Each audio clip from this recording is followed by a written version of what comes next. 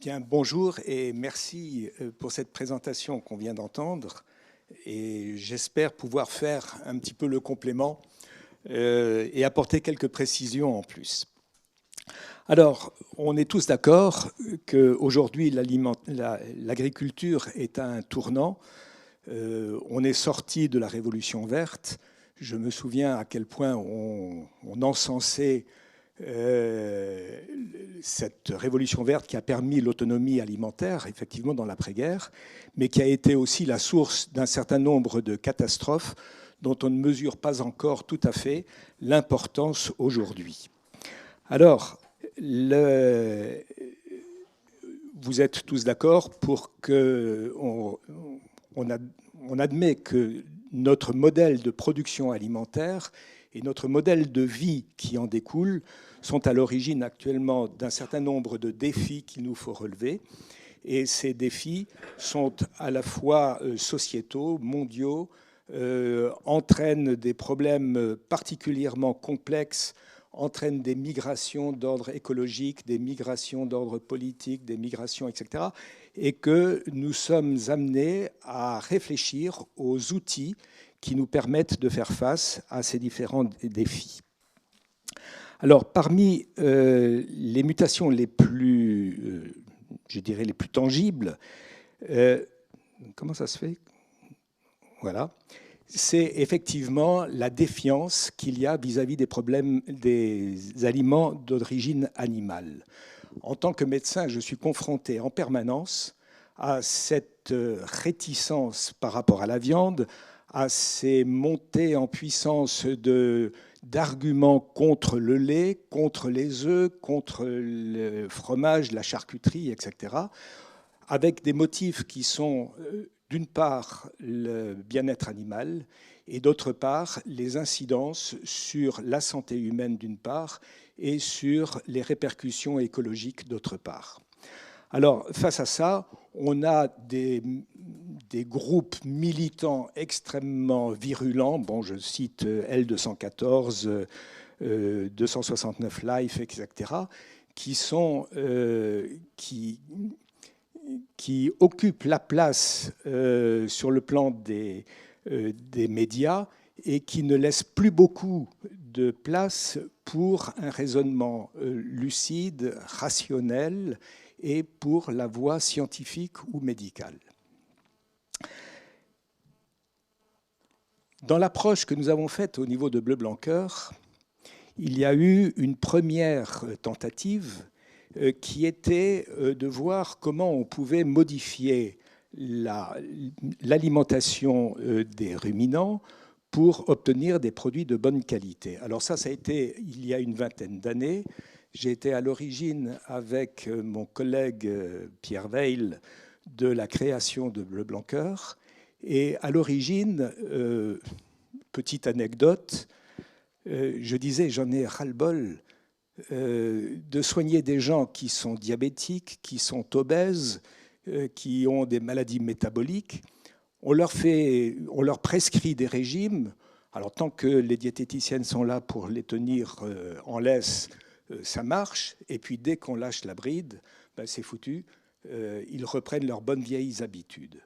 Et j'avais émis l'idée toute bête de dire que si jamais on faisait faire le régime aux animaux plutôt qu'aux gens, on pouvait quand même mieux maîtriser ce que les gens allaient manger. Et c'est à partir, au fond, de ces réflexions qu'on a considéré que l'alimentation de la vache pouvait être quelque chose d'extrêmement efficace.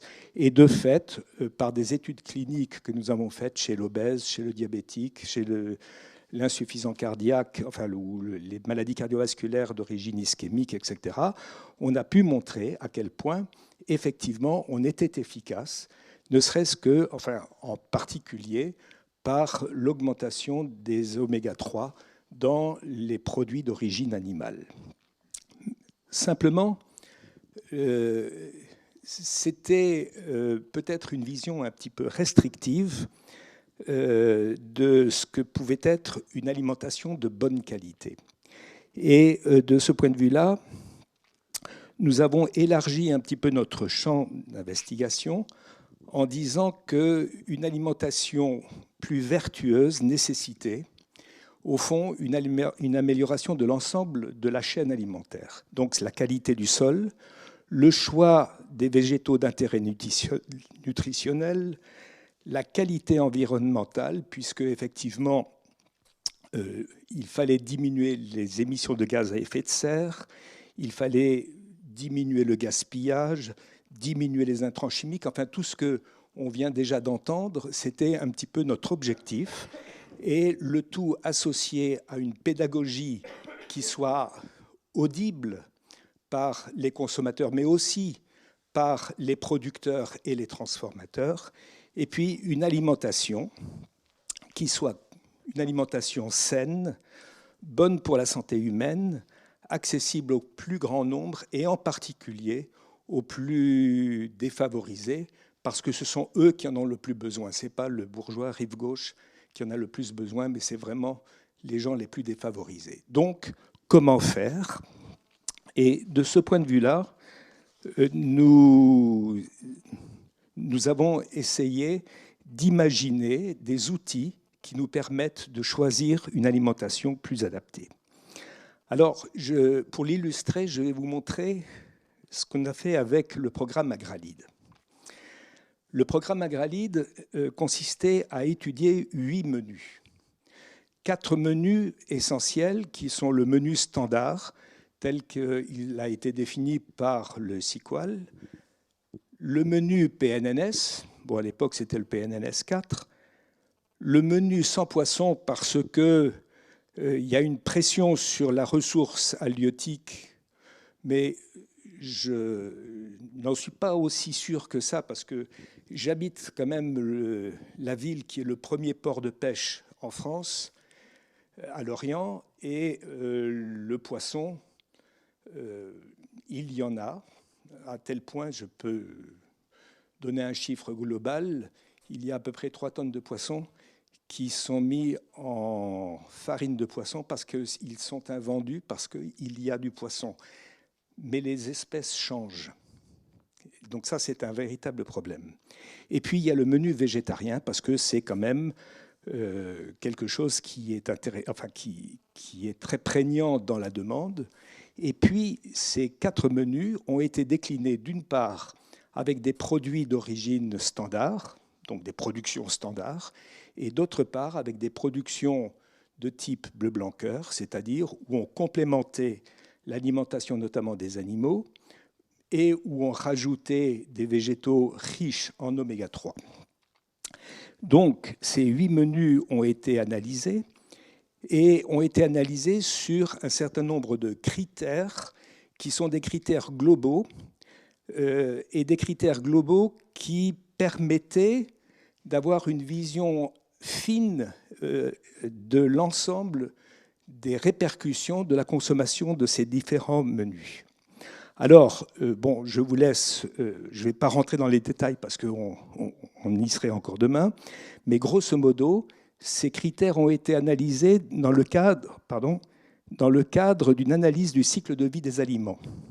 C'est-à-dire qu'on a pris les aliments depuis la production jusqu'à la consommation, et en analysant à chaque étape de la vie de cet aliment l'ensemble des critères en question, pour voir quelles étaient les répercussions sur le plan environnemental, sur le plan qualité du produit, sur le plan qualité nutritionnelle, etc. Et donc, chaque fois, on a fait cette analyse de façon à avoir une vision complète du cycle de vie du produit. À titre d'exemple, je vous montre juste, mais ce n'est pas la peine de rentrer dans les détails, qu'on a fait ça pour l'aspect protéines. Donc, en fonction d'un certain nombre de sources alimentaires, on a regardé quel type de protéines, quelle quantité de protéines, quelle qualité de protéines. Là, c'est juste un des tableaux qui concernait les protéines. Et on a fait la même chose pour les acides gras. Là, je vous montre également les 8 menus avec l'analyse des acides gras, c'est-à-dire les acides gras saturés, les monoinsaturés, les polyinsaturés oméga 6, polyinsaturés oméga 3, le PA, le DHA, etc. Et donc, ça, c'est un tableau déjà plus qualitatif, où on a mis en rouge ce qui n'était pas correct par rapport au conseil nutritionnel actuel. Et puis, voilà. Donc ça, c'était le principe de l'analyse. Parallèlement à ça, on a fait une analyse sur le plan des répercussions environnementales. Alors, on est tous d'accord qu'on critique beaucoup la production agricole, mais si vous regardez donc les chiffres officiels des émissions de gaz à effet de serre en France de la production agricole, ce n'est que 20% de l'ensemble de la production des gaz à effet de serre. 19%, 20%, bon, c'est de cet ordre-là. Si vous regardez la production végétale et la production animale, c'est équivalent. Et dans la production animale, la part des bovins, qui est la plus critiquée parce qu'elle émet du méthane, la part des bovins n'est que le tiers de la production animale. Alors, en termes comme ça, ce n'est pas grand-chose. Mais si on regarde en plus dans le cycle de vie des produits, qui est responsable de quoi? Eh bien, dans les 20% produits par l'agriculture, ou plutôt par la production alimentaire, au niveau de la ferme, c'est-à-dire la production elle-même, ce n'est que 50%. Au niveau de la maison, c'est 30%. C'est-à-dire que par le gaspillage, par la mauvaise consommation, par nos comportements, par la cuisson, etc., nous contribuons à titre personnel, dans notre foyer, nous contribuons à 30% de ces émissions de gaz à effet de serre. Et le reste, les 20%, ben, c'est les services, le commercial, la distribution, etc. Donc, on est dans une situation qui est quand même pas si catastrophique que ça au niveau de la production agricole, sachant toutefois que une tonne de méthane émise équivalent à 28 tonnes de CO2. Donc l'équivalence d'équivalent CO2, c'est 28. Donc c'est un pouvoir chauffant extrêmement important quand même, d'autant plus que la durée de vie est relativement courte par rapport au CO2. Donc voilà un petit peu ce que je voulais montrer comme analyse carbone à travers l'analyse du cycle de vie des produits. Et pour essayer d'illustrer cela, on a mis en place un outil dont je vais vous montrer quelques exemples. Alors, cet outil a introduit dans la manière de l'évaluer 22 indicateurs nutritionnels, 8 indicateurs environnementaux et le prix. Et vous allez voir que ça a été conçu sous la forme d'un tableur Excel, en fait. Alors, vous avez ici l'aspect basique. Ça marche, ça? Oui. Vous avez ici l'aspect basique. Donc, pour un prix moyen de 7 € et quelques par jour, vous avez ici l'ensemble des critères nutritionnels qui ont été étudiés. Vous avez ici l'ensemble des critères environnementaux qui ont été étudiés. Alors, le système, c'est qu'en fonction de l'importance du menu, vous avez des couleurs qui apparaissent. Quand c'est rouge sur la droite, c'est que c'est trop élevé. Quand c'est rouge sur la gauche, c'est trop bas. Et quand c'est vert, bah c'est ce qu'il faut. Donc voilà un exemple. Vous avez ici un exemple qui est le menu PNNS. Alors vous voyez qu'en plus, on a mis un onglet et on peut faire passer ce curseur de façon gauche-droite pour aller plutôt vers le menu moyen standard ou plutôt vers le menu PNNS. Ici, on est à 50%, et donc on a un certain nombre de critères qui apparaissent, soit en bon, soit en trop élevé, soit en trop bas. Et de même que sur le plan de l'environnement, on a un certain nombre de critères qui sont évalués à leur juste valeur, nous pensons, pour dire c'est dangereux, c'est moins dangereux, on est bon, on n'est pas bon, etc. Alors ça, c'est un menu PNNS. Vous avez un menu végétarien. Alors le menu végétarien, ils sont bien effectivement meilleurs sur le plan environnemental, mais ils ne sont pas forcément meilleurs sur le plan nutritionnel d'un certain nombre de points de vue. Vous avez ici un menu végétarien intermédiaire avec le PNNS. Donc on modifie encore un petit peu les aspects. Et puis vous avez ici un menu moyen PNNS, etc. Et vous avez un menu PNNS 100%, où vous voyez qu'il y a beaucoup de vert qui apparaît sur le plan des apports nutritionnels, alors qu'ici, on n'est pas si mauvais que ça non plus sur le plan environnemental.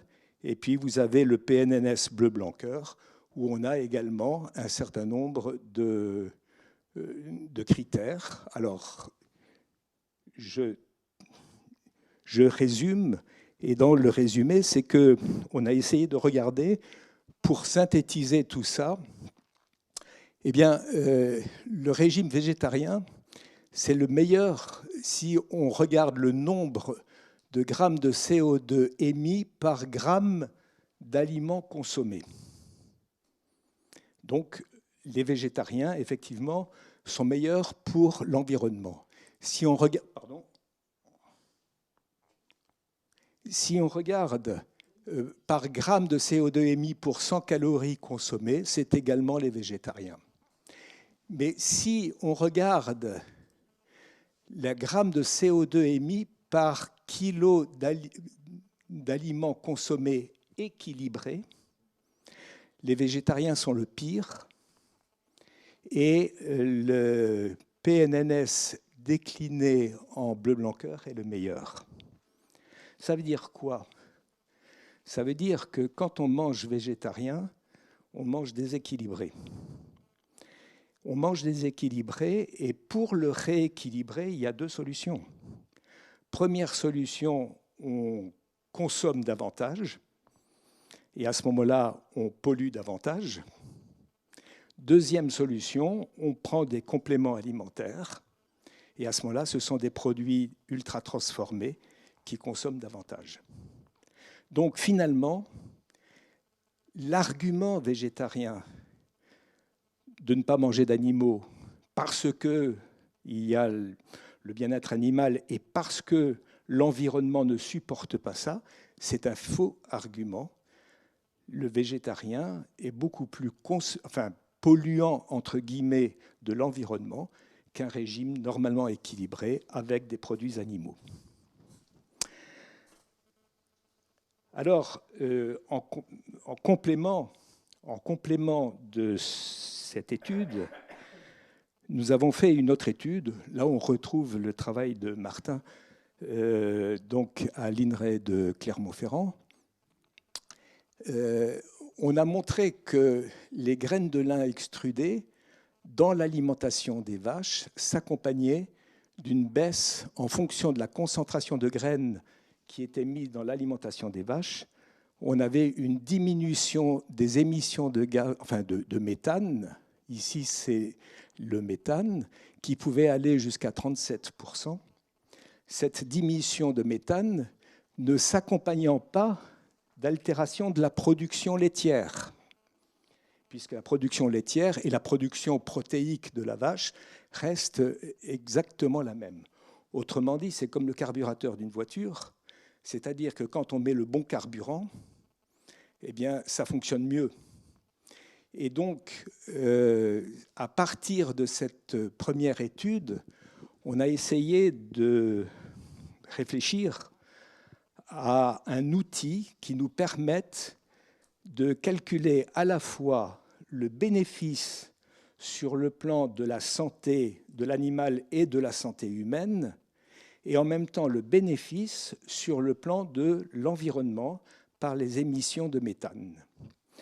Donc, on a mis au point, enfin ça c'est, j'allais dire, dans le rumen qui est symbolisé par ce pointillé, la digestion ruménale va se faire en fonction du type d'alimentation que la vache va avoir. C'est-à-dire que lorsque on a une alimentation qui est le modèle traditionnel maïs-soja, dans le modèle maïs-soja, on va avoir des acides gras volatiles qui modifient, dû à la flore bactérienne du rumen, qui sont à la fois qui synthétisent les acides gras à chaîne moyenne et courte et qui sont méthanogènes. À l'inverse, quand on donne des oméga-3 aux vaches, on modifie la flore bactérienne et cette flore bactérienne ruménale permet la diminution de la méthanogénèse qui est fortement diminuée à ce niveau-là.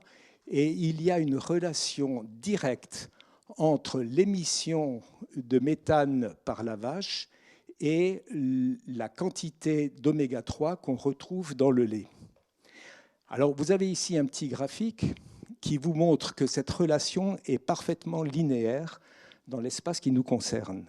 Et puisque cette relation est parfaitement linéaire, on a mis au point un outil par chromatographie sur le lait qui nous permet à ce moment-là d'avoir instantanément, oui, quasiment instantanément, la teneur en oméga-3 de l'échantillon de lait. Et à partir de cette teneur en oméga-3 de l'échantillon de lait, on a automatiquement l'émission de méthane correspondante. Cet outil a été comptabilisé sur des compteurs qui sont individualisés au niveau de l'ensemble des exploitations qui adhèrent à Bleu Blanc Cœur pour faire du lait. Et vous avez ici donc ce compteur qui vous montre à titre indicatif donc un élément de diversification végétale nécessaire à l'alimentation ad hoc du troupeau, un élément qui vous permet de montrer combien vous avez de diminution des émissions de CO2, alors de méthane et de CO2, avec le rapport, si vous voulez, de 28. Et puis, ici, ce compteur qui vous permet d'avoir l'équivalent.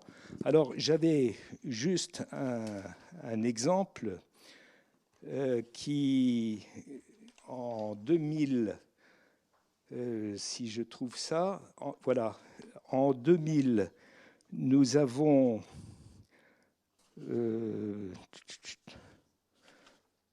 bon, je ne retrouve plus le chiffre exact, mais grosso modo, sur 600 exploitations adhérentes à Bleu Blanc Cœur, l'économie de carbone émise était équivalente à faire 2000 fois le tour de la Terre en voiture, ce qui est quand même assez énorme. Alors, ça, c'était donc l'outil que nous avons mis au point.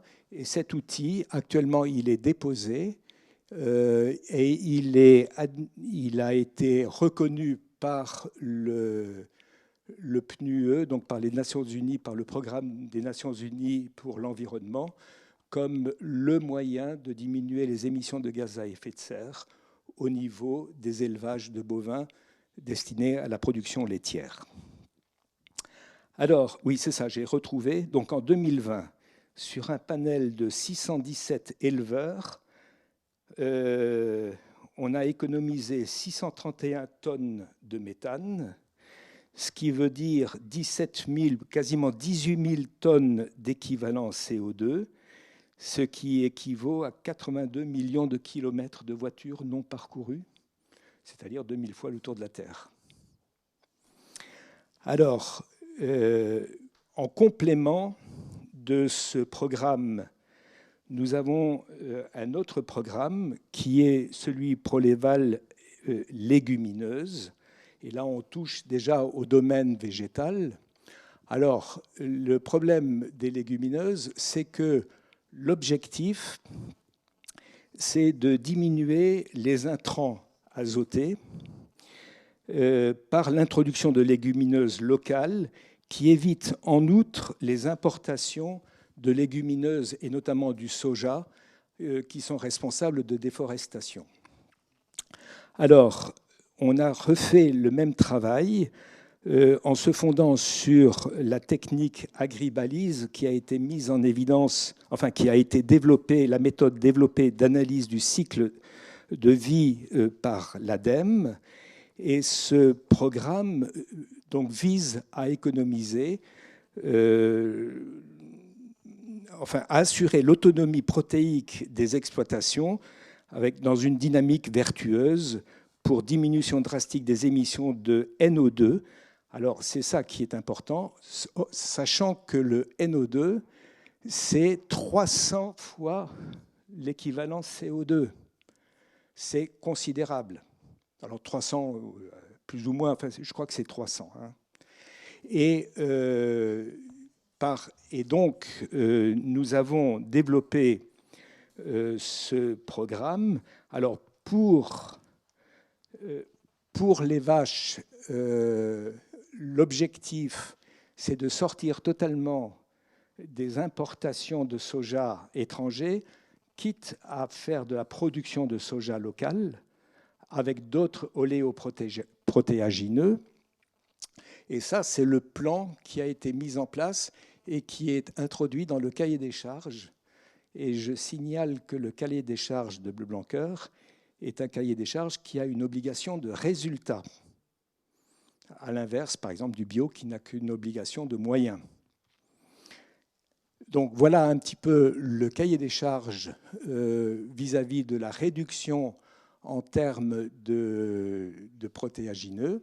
Enfin et puis, ça, c'est l'analyse sur les autres. Donc je vous ai montré pour les vaches laitières. Ça, c'est les résultats de l'analyse du cycle de vie sur d'autres produits, comme la poule, l'œuf, le porc, le lait, etc. Et vous voyez que globalement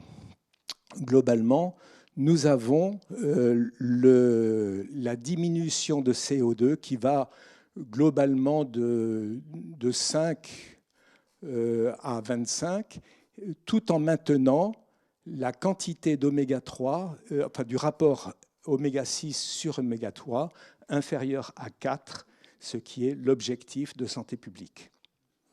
Donc voilà un petit peu ce travail, sachant que depuis août dernier, nous avons obtenu en plus le label bas carbone par le ministère de l'Agriculture. Voilà ce que je voulais vous dire. Alors, il y a quand même, en tant que médecin, je me pose quand même la question de la mesure de ce que nous faisons dans l'agriculture sur la santé humaine. Alors nous sommes en train de mettre au point un truc. C'est un système, un peu comme chez les diabétiques, où on mesure la glycémie au bout du doigt.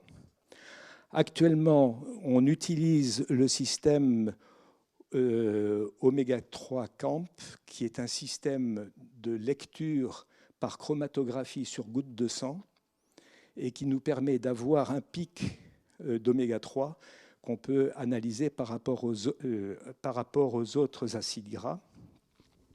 Et sur ce système, vous voyez que pour un individu donné, on se situe là, par exemple, alors que la population est à ce niveau-là.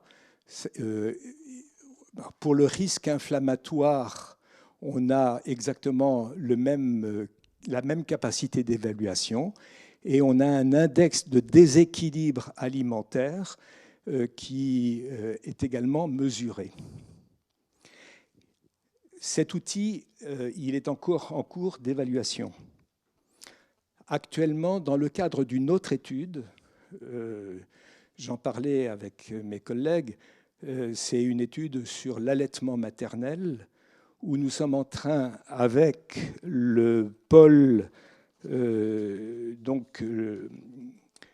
qui est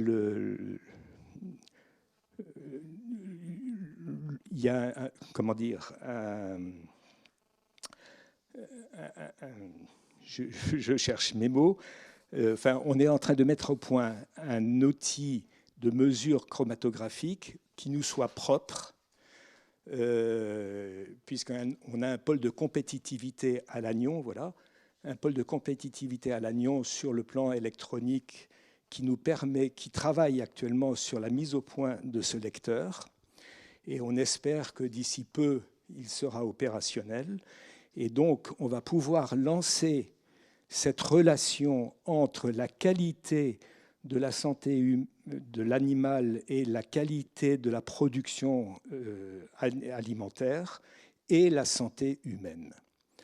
Et pour terminer, en conclusion, ce que je voulais vous montrer, c'est qu'on s'appuie à Bleu-Blanc-Cœur sur ce triptyque, en fait, qui est un plus qu'un triptyque, puisqu'il y a en plus la santé de la planète qui va derrière, mais on sait très bien qu'il n'y a pas de bonne santé humaine sans une santé de l'ensemble de la chaîne alimentaire. C'est ce qu'on appelle le One Health. Et à la fin de la semaine, là où le 28 septembre, nous organisons un colloque par vidéoconférence. Pour ceux que ça intéresse, je pourrais vous donner les coordonnées de ce colloque qui nous permet régulièrement de faire le point sur ces avancées. Voilà, je vous remercie beaucoup.